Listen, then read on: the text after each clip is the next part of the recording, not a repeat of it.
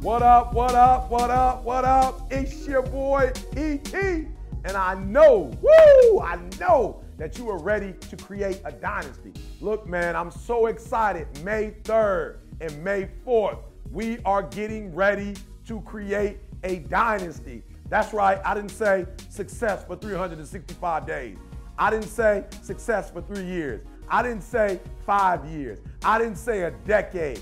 I'm talking about a dynasty.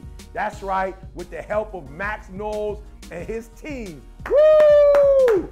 Dynasty International. We're gonna take this thing to a level that has never ever been taken to before. That's right, your boy E.T., yours truly, will be in the building. So 4 things we're gonna focus on for these next few days. All right, ready? Focus number 1. We're gonna set up for success. Listen to me, for the entire year and beyond. Number 2, we're gonna focus not on individual success, but we're gonna focus on team success. Why? Because we can do more together than we can ever do alone. All right, number 3, our focus is going to be changing the game, not staying in the box, not doing what we've always done.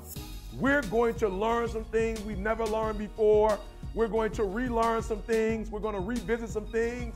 And our work is going to be more meaningful than it's ever been before.